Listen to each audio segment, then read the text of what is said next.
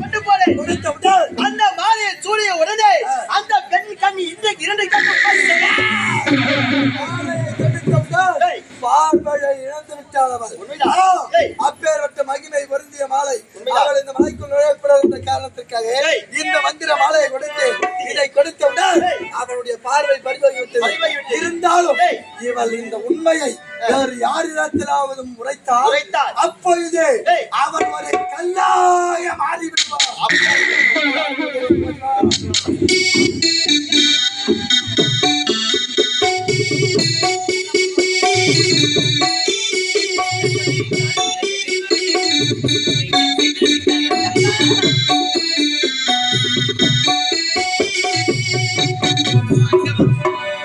சென்ற தங்கை இதுவரை காணவில்லையே, அங்கே என்ன நடந்தது?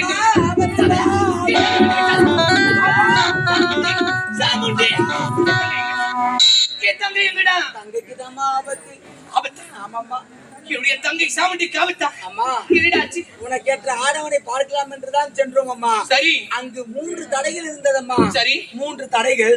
முதல் தடை அதாவது பூதகணங்கள் வந்தது. தங்கை சக்தியாலும் உங்கள் சக்தியாலும் இரு சக்தியாலும் எப்படியோ ஓட்டி விட்டார்கள். இரண்டாவது அக்னியாரும் வந்தது, அதையும் தாண்டி விட்டோம். சரி, மூன்றாவது முறையாக ஒரு முனிவன் அமர்ந்து கொண்டிருந்தான். அவருடைய சுய உருவத்தை காட்டி அவனையும் போக்கி விட்டார்கள். இருந்தாலும் கடைசியாக அந்த முனிவன் சென்று எங்கிருந்தோ ஒரு மலர் மாலையை கொண்டு வந்து தங்கச்சி கருத்துல போட்டாமா. சரி, அதுக்கப்புறம் தாமா அம்மாக்கு இரு விழிகளுமே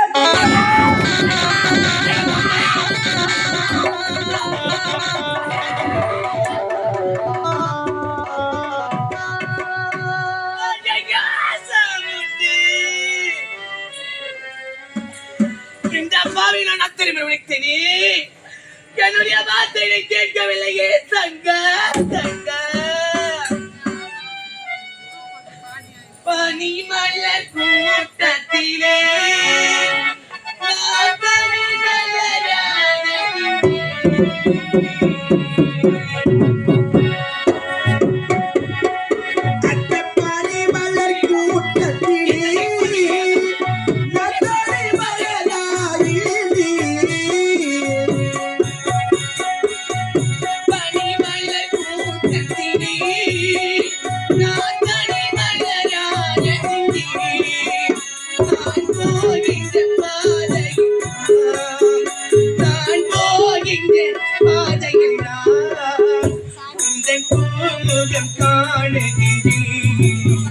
மலராடிடும் போலையும் மனம் பாடிடும் வேலையும் நான் போகின்ற பாதையெல்லாம் உங்கள் முகம் போட்டுலடா.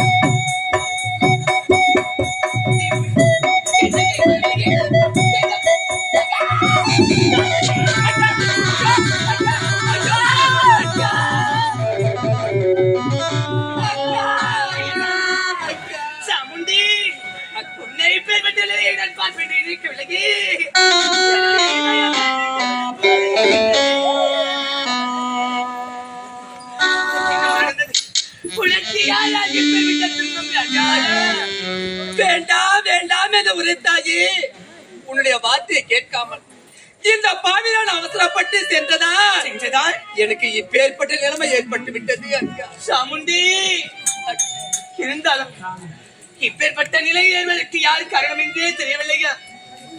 அக்கா இதோ பாருங்கள் அக்கா, இந்த நேரத்தில் நீ எனக்கு ஒரு சத்தியம் செய்து கொடுக்க வேண்டும் அக்கா. உனக்கு நான் ஒரு சத்தியமா? என்னம்மா சத்தியம்? சத்தியம் செய்து கொடுக்க உரைக்கின்றேன். நிச்சயமாக எதை கேட்டாலும் தடையில்லாமல் செய்வேன். சத்தியம். என்ன சத்தியம் தெரியுமா? எனக்கு இரு விழிகளும் தெரியக்கூடாது என்று யார் சாபம் கொடுத்தாரோ சரி அவரை ஏன் மறைக்க வேண்டும் அக்கா.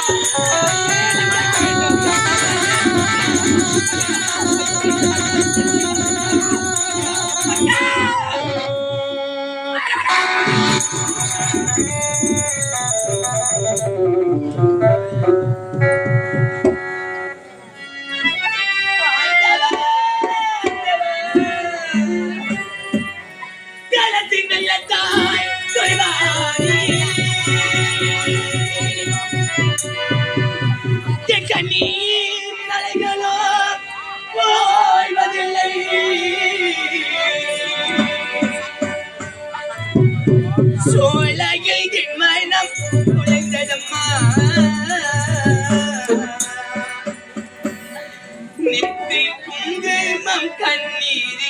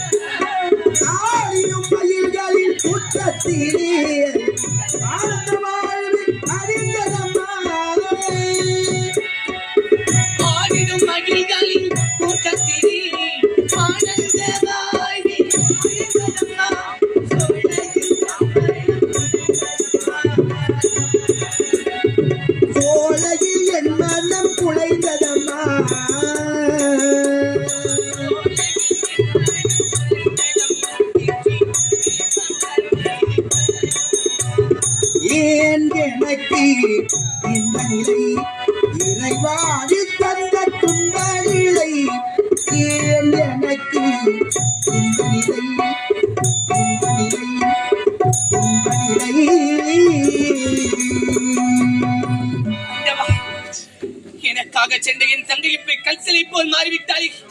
இவளுக்கு என்ன நடந்தது என்றே தெரியவில்லையே. தங்கா, நீ உரைத்தவாறு இந்த நிலைக்கு யார் காரணமோ அவரையே நான் திருமணம் செய்து கொள்கின்றேன். இது உண்மையிலே சத்தியம்.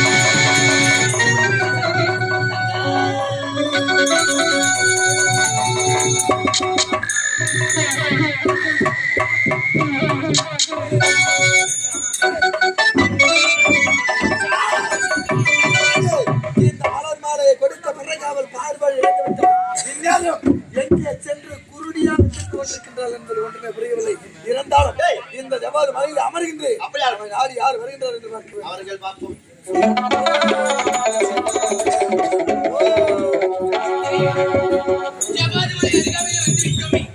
அப்படி என்றால் என் தங்கை நிலைக்கு காரணமாக எங்கே இருக்கின்றார் என்றே தெரியவில்லையே.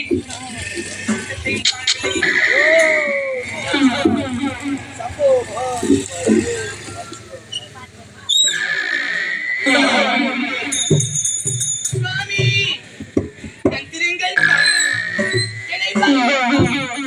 சுவாமி சுவாமி கண் திறக்க மாட்டாயா? ஓம் நமச்சிவாயம் சம்போ மகாதேவா. இதெல்லாம் வேணா சுவாமி. அழகான கன்னிப்பன் உனக்காக வந்திருக்கின்றேன். கண் திறந்து பாருங்க சுவாமி. சுவாமி சுவாமி சுவாமி சுவாமி கனித கனிகிரிக்கு குந்தவாரிகே.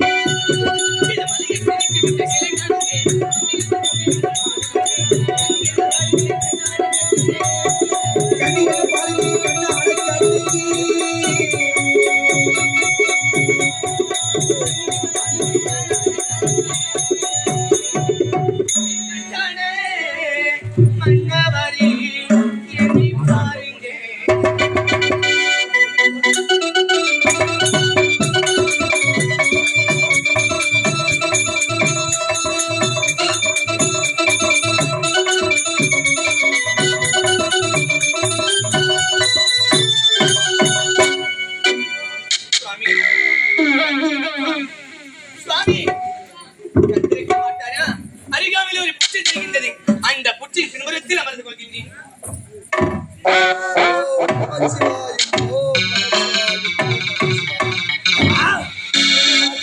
நான் தவநிலையில் இருக்கின்ற சமயத்திலே என்னுடைய சிந்தையாகப்பட்டது தடுமாறுகின்றது. அப்படி என்றால் என் அருகாமையில் வந்தது யார் என்று தெரியவில்லை. ஏதோ ஒரு பெண்ணின் வாடையாகப்பட்டது தெரிகின்றது. அப்படி என்றால் எனக்கு அருகாமையில் ஏதோ ஒரு பெண்ணாகப்பட்டவள் நெருங்கியிருக்கிறார். வந்தவள் யாராக இருந்தாலும் சரி, அவள் சண்டாளியாக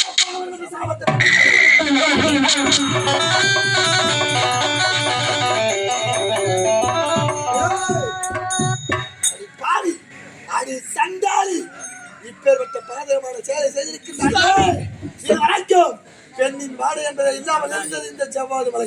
அப்படி இருக்கின்ற சமயத்தில் அந்த ஈசனை கோரி நான் தியானத்தில் இருக்கின்ற சமயத்தில் என் அருகாமல் நெருங்கி இருக்கின்றார் என்றால் எப்பேற்பட்ட குடும்பாகியாக இருக்கிறது. என்னை பார்த்து சென்றால் என்று உரைத்தாயே, அப்படி என்றால் என்ன சுவாமி? அப்படி என்றால் கத்திய கணவனை மறந்து மனதால் நினைத்து மனசோரம் அடைந்தவளுக்கு சமமானவள். சுவாமி, கட்டிய கணவனை மணந்து மாற்றானை மனதில் நினைத்தால் அவள் பெயர் சண்டாளியா? அப்படி ஒரு வேளை நான் நினைத்தால் தானே நான் எதற்காக நினைக்கப் போகிறேன்? நான் திருமணம் செய்து போகிறேன்.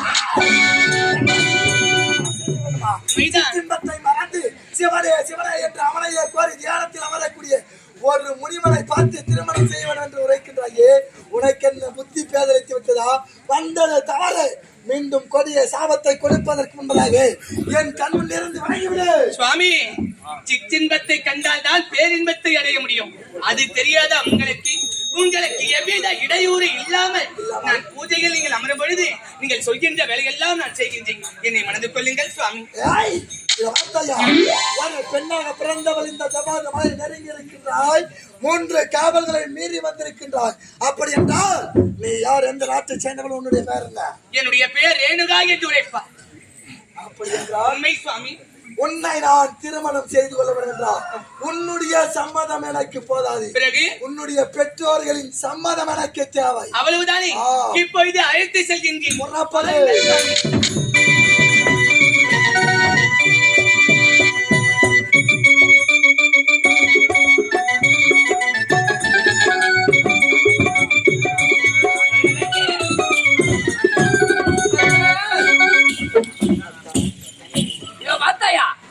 இரு மகள்களும் நாட்டை சுற்றி நகர்வலம் வர வேண்டும் திக்விஜயம் புறப்பட்டார்கள். ஆனால் இது நேரம் வரைக்கும் காணவில்லை. இருமகளும் காணவில்லை. வருகிறார்களா என்று பார்க்க வேண்டும்.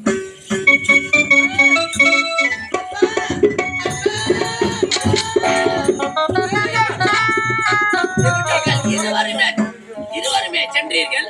ஆனால் வருகின்ற சமயத்தை தன்னந்தன்மை அழைத்து கொண்டு வருகின்றாயா? உன்னுடைய தங்கை எங்கே? நாங்கள் சென்றோம் பாப்பா. அப்படி சென்று விடு. நீ சென்ற வீடாரம் அமைத்த அந்த இடத்தில் அமர்ந்து கொண்டிருந்தேன். ஆசிரியர் வாக்கு ஒன்று உரைத்தது. அந்த வாக்கு பிரகாரம் அப்பா அது இருக்கின்ற ஜவ்வாது மலை, அந்த மலையடைய வரத்தில் இருக்கின்றாரே அவர்தான் உனக்கு கணவர் என்று அசிய வாக்கு உரைத்தது. அதன்படி அவரை பார்க்கலாம் என்று நான் சென்றேன். அப்பா செல்லும் போது தங்கையை ஒருத்தர் மறுத்துரைத்தான். தடுத்துரைத்து நான் சென்று பார்த்து வருகின்றேன் என்று சென்ற தங்கை ஒரு மாலை ஒன்றை கயிற்றில் அணிவித்தவுடன் அவள் கல் சிலையாக மாறிவிட்டாள்.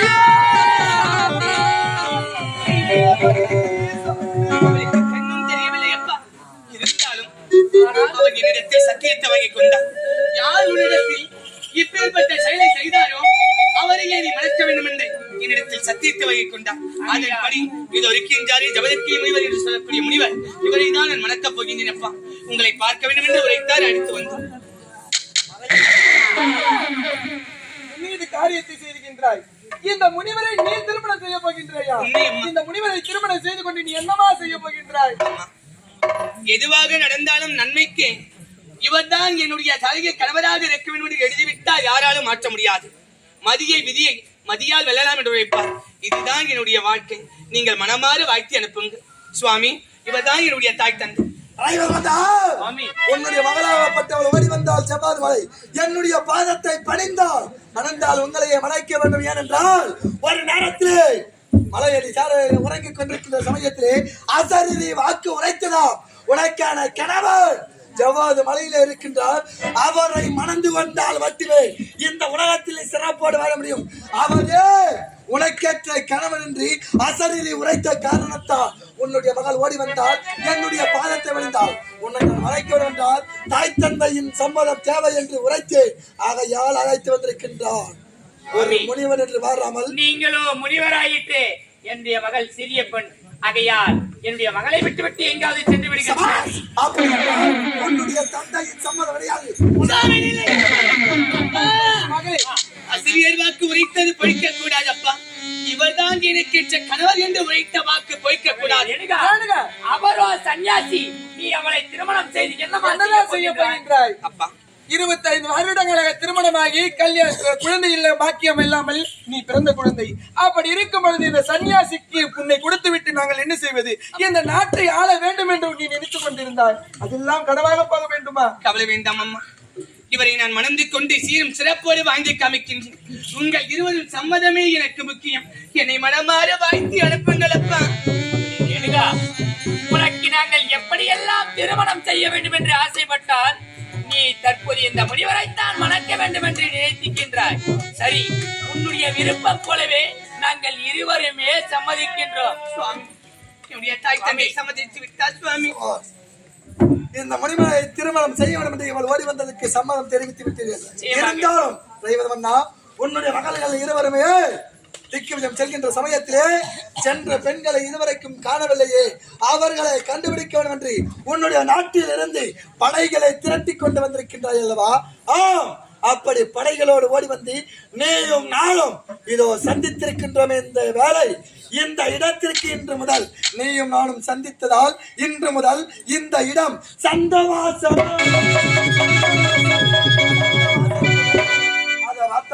நீ திரட்டி கொண்டு வந்த படைகள் பெரும் படையாக நின்று கொண்டிருக்கின்றது. உன்னுடைய படைகள் நிற்கக்கூடிய அந்த இடம் இன்று முதல் பதவேலி.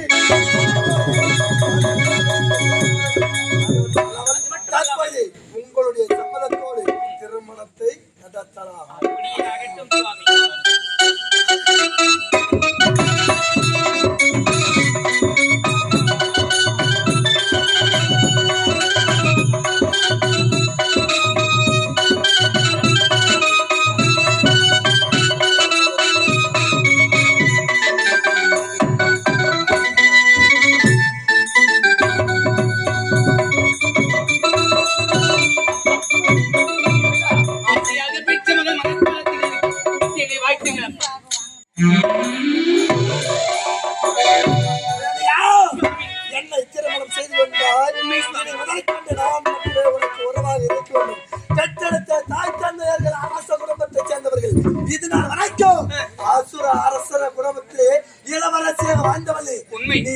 அசைத்தால் 1000 தாதி பெண்கள் ஓடி வந்து உனக்காக பணிவடை வேலைகள் செய்வார்கள். அவை அனைத்தையும் இன்றோடு மறைக்க வேண்டும். நான் எப்படிப்பட்டவன்?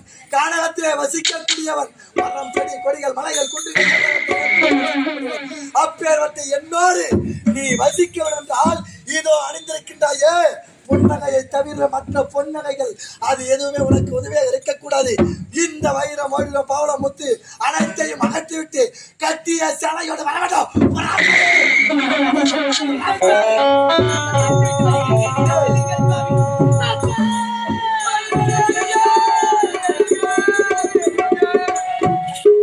என் உள்ளத்திலே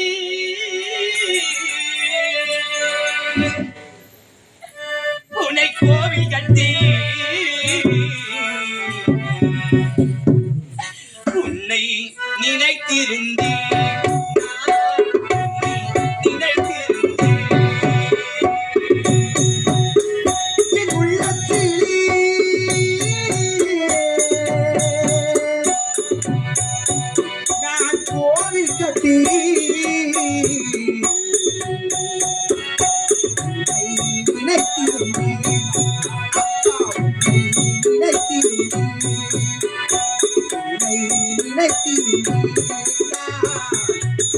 நினைத்திருந்தேன்